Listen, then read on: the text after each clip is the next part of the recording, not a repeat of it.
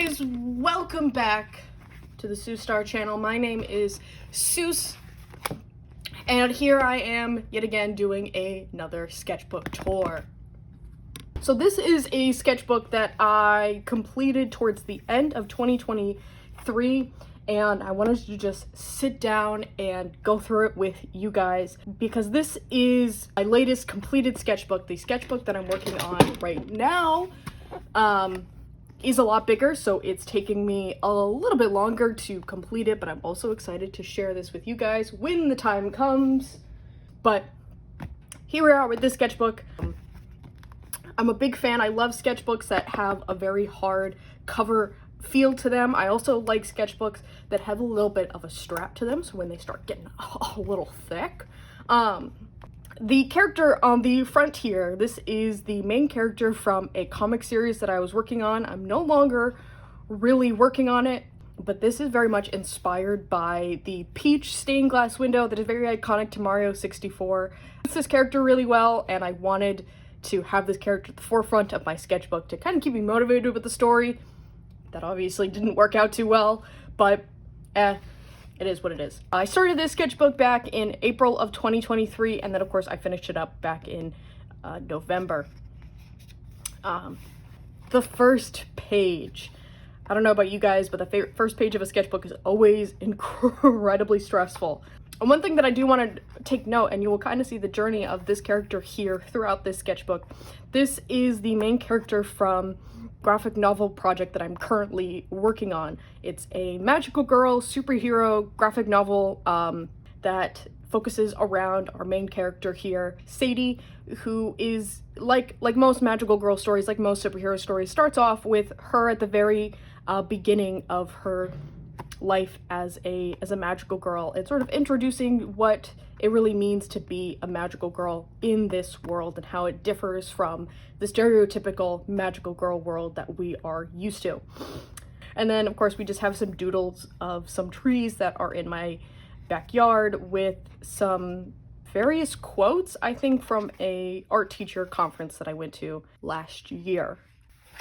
All right. So this spread, there's not obviously a whole lot going on. There's just some basic hand studies that were done with pencil and micron. Well, and then of course, what you're also going to see a lot in the sketchbook is a lot of Zelda art. Zelda consumes my brain on a daily basis. I never stop thinking about it. And this was right before Tears of the Kingdom came out, so the hype for it was real. And you're just, of course, going to see more Zelda art throughout this. I love seeing first draft sketches. I know for some people, it's like, oh god, I don't want to look at this. And while I'm not going to say that these are the most beautiful sketches in the world, it's so fun to look back and see the initial sketches, especially for a product. Hold on, let me get them. All right. So these are the initial sketches for my Tears of the Kingdom keychain, because like I mentioned earlier, my brain does not stop thinking about The Legend of Zelda. This is going to be a great story for beginner artists and to understand the benefit of failure, because you learn so much through failure. But I was so hyped about Tears of the Kingdom, and I realized, hold on, I'm missing Purah. Purah, where are you? There we go, there's Purah. But I was so hyped about Tears of the Kingdom, and I especially loved how we can see how the characters have changed from Breath of the Wild. Especially, I mean, Purah is like a fantastic example of this, but also characters like Sidon and Tulin and Riju, who sketches on this page. She's on the next page. And I love that in character design so much. So I was so excited to make this like little keychain set of all the characters, and in fact I even have a big old one for Rauru and Sonia. I think I bought 15 of Link and Zelda because, you know, they're main characters, they're relatively more popular, and then I got 10 of the other characters, and I was thinking to myself, oh my god, these are gonna sell like hotcakes. You know, Tears of the Kingdom is a huge game, really big. There was a lot of hype around it, and you know, people are going to be in love with these. The first time that I bought them to a convention, I sold a couple of links. People love Sidon. I initially should have bought 15 of Sidon, 15 of Link, because Sidon is a top seller. Sold a couple of Zelda, but I've not sold any of the Pura, Tulin, Riju, or the Sona and Raru stickers. Not stickers, keychains. You know, that is the reality of making things as an artist, trying to figure out what's gonna sell, what's not gonna sell. And it was really hard to, leave that convention and still have a lot of these keychains. And I, of course, thinking to myself that these were gonna be my best sellers, and they weren't. And I was like, okay, well, I guess people aren't as obsessed with The Legend of Zelda as I am, and that, sucks. But it helped me understand, like, okay, so maybe next time I make a keychain like this with a super niche interest of mine, maybe I don't make 10 of them. Maybe I only make 3 or 2, or so that way when they don't really sell, that's okay, because I didn't really invest a whole lot of money into them. Again, really in deep with my Zelda obsession, and I started to do like some plein air style paintings. In Tears of the Kingdom, I would go to certain locations within the world, and I did a few loose studies of some places in Hyrule. And then here is a print that I did, or a print that I was planning on, and you can see another design on the other side here, but I couldn't quite figure out how I wanted the text to work with the sword in the middle. And then you can see that I tried to like incorporate a landscape behind it, and it just wasn't working. So I ended up scrapping that idea. This page is interesting. This page is me trying to just conceptualize what it means to be a working artist while also being a teacher full-time, because my goal in college was to get my teaching degree so that way I could have a stable day job that was still, focused around the arts. And it would also allow me to have the time to explore my career as an artist and figure out how I can build a career as an artist. Because I still didn't really know what I wanted to do with my art by the time that I graduated college, or even that I went into teaching to kind of give myself a financial foundation while still giving me the time I needed to figure myself out, essentially. What you're looking at here is sort of the 6 different aspects that I came up with. And I've even broken this down to now 3 aspects.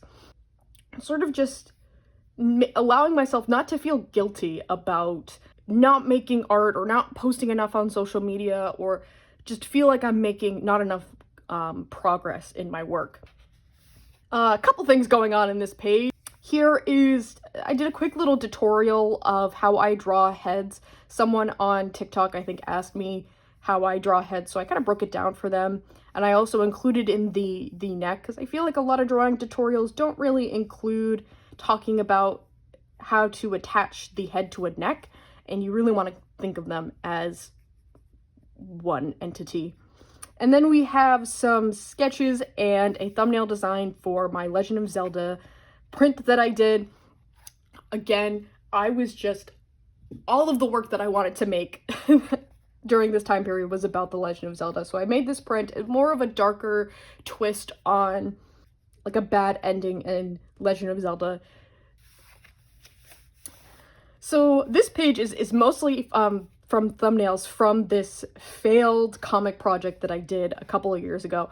I don't really like using the term failed to describe this project, but I don't intend to continue where it's at, mostly because I bit off more than I could chew. And I knew that when I was going into it. I had originally planned for this high fantasy comic that was gonna have a bunch of world building and 7 billion different characters. I mean, not really, but I wanted to take on this huge project that I had been fantasizing about for years. And I eventually sat down and started to work on it. And I realized that in there that I bit off way more than I could chew. It made me realize also a lot of things about my work as well, that I need to get better at drawing faster and quicker and understanding how comic artists shorthand. And here's another drawing of that main character, Diana. Oh, this is so cute. I love this because this little drawing right here became my first tattoo, which I will show here. Shout out to Chris who put this onto my body. Thank you so much. I love it. Every time I look at it, I'm like, that's my little guy. Yeah, I just love drawing Pikmin. They are my comfort character in a sense. They're very obviously easy to draw, and I feel like they're so much fun to convey emotions with. Oh my god, is that more Legend of Zelda artwork? Gee willikers, Batman. I never would have thunk. I just had to go and grab these guys, of course. The only one that's not included here is Classic Link. I ended up sketching him digitally, but again, I really love comparing the initial sketch with the final product. It can just be so rewarding and fun to see how a design and a doodle can end up becoming something that people can buy and that people will enjoy looking at. And again, I love The Legend of Zelda. It is such a big inspiration for my work, both literary and visually. I think that there is just so much joy to be had within this series. And it, of course, just invokes a lot of nostalgia for me. So I had to design this quirky little sticker set of all the various versions of Link. And here is the classic Link sticker from like the original Legend of Zelda, Link's, The Adventure of Link. I think Link and Link's Awakening is a little bit more blonde, but he was a brunette originally. And here we can see me actually dive into those characters a lot more. And before I get into that, I do just want to bring attention to the fact that one thing that I did in the sketchbook that I really enjoy was lining the edge of the pages with washi tape, because I have a huge washi tape collection, and sometimes I feel like I never get quite as much use out of it as I want to, so I thought it would be fun. Plus, when you look at the pages like all together, it does have a really cool, colorful effect to it. Here are the two main characters from my graphic novel series that I'm currently working on. We have our main character here, Sadie, who looks wildly different, and you'll see as we get more towards the end of this sketchbook of how much she changes. And then her mentor, Mel. And here we have a beautiful masterpiece. This was done by, I think she was 2.5, maybe 3 at the time that she did this, but this was done by my 3-year-old niece, Sadie, who I originally got the name for my main character for my graphic novel series. I knew initially that I wanted this character to be named Mel, which is short for Melody, and I had no idea what I wanted to name this, my main character. And I thought naming it after, you know, my niece, someone who is very young, and she started showing a lot of interest in magical girl shows like Miraculous Ladybug, that it seemed like a natural fit. So she is using, if I can find it real quick, she is using my Pentel brush tip pen. And some of you might be screaming in the comments saying, why on earth would you allow a 2.5, almost 3-year-old to use this? And I say, because that's how artists are made. And I mean, like, really, can you deny the abstract expressionism going on here? Just phenomenal. Just amazing. Here we have some more concept sketches for an illustration that I completely abandoned. I want to come back to it. And this is my favorite thing about revisiting previous sketchbooks, is that you can see an old idea that you had and you're like, actually, I want to do something with that. Here we have more Pikmin doodles, because after my Legend of Zelda deep dive, Pikmin 4 came out. And of course, I started drawing Pikmin because I was playing Pikmin a lot, and I just drew. Purple Pikmin are probably one of my favorites to draw, just because they're so round and chunky, and they're always seen as kind of like the aloof, like no think, just carry, just carry big, heavy objects, and I love that for them. They're amazing. We have a beautiful recreation of Mike Wazowski from Monsters, Inc., also done by Sadie. If you could not tell, her style is very iconic. It is evolving as she develops her career, of course. Here we have a delightful little sketch of Radar O'Reilly from the hit 70s sitcom MASH. I was watching this show so much at the beginning of the school year. It is hands down one of my comfort shows. If you have not seen MASH, I highly recommend it. It surprisingly holds up really damn well for being a show that was over 50 years ago. And then this page specifically, and you'll see this with the next couple of pages, was from a 6-hour-long professional development meeting. For all my teachers out there, you know that there is no crueler hell than a 6-hour professional development workshop. So this is, I believe, one of the math teachers that was there. I was sitting behind him and I was like, I'd rather literally be thinking about anything else than thinking about what's my why and turning to my elbow partner. I did like a quick little comic. I didn't actually turn this into a legit diary comic because I felt like it was too niche, but we'll see. These are some cute little link sketches that I did because, of course, I designed, you know, these link stickers and we're missing, you know, Breath of the Wild, Tears of the Kingdom link. So I did a couple of him. I obviously didn't turn it into stickers. Maybe I will, maybe I won't. We'll see. I obviously still have lots of these guys that I've been trying to sell. So maybe if once I sell these guys, then I'll move on and create some different designs for Link. And then of course we have bug art because Pikmin awaked my love for drawing bugs yet again in my life. So here we have just a couple of bugs that I stole off of Pinterest and I gave them big old googly eyes because bugs. Here are some more magical girls. I don't know why I feel I need to sing that, but sort of like a slow theme that you've been seeing build out throughout this sketchbook is me sort of exploring magical girl universe, and I took the girls from Madoka Magica and I redesigned them to kind of fit within the universe that I am creating. Here are some more concept sketches for that magical girl main character, Sadie, really starting to explore with her silhouette, and this is starting to look more towards her official final design.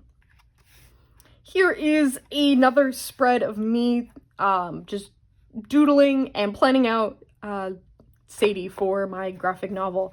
Here is where she's starting to look more like the final version of her. You know, I think probably the main thing is this heart-shaped bang that she has. I think it suits her, especially for the magical girl genre. Having like super cute, iconic heart-shaped things is very reminiscent to magical girls, at least for me. And then here we have just a collage that I did of some of my stickers and other things that I had collected, because this is what I was talking about when I was developing the, you know, different roles. When talking about creative play, like this is what I mean. Just gluing stuff down, having a fun time, not really giving a shit. And it's fun to look at, and I'm not going to make any money from it, but that is absolutely okay. And that's the book, ladies and gentlemen. That is this little sketchbook. I learned so much from this sketchbook alone, through a lot of failures, through a lot of trial and error, and finally coming to the conclusion of where I want to be with my work as well. Thank you guys for watching until the end. It always means a lot when you make it all the way through and are invested in learning about my art and following along with my artistic journey. All of the links to my socials are going to be down in the description if you want to continue with me on my journey. That'd be greatly appreciated. And as always, thank you so much for watching. I'll see you guys next time.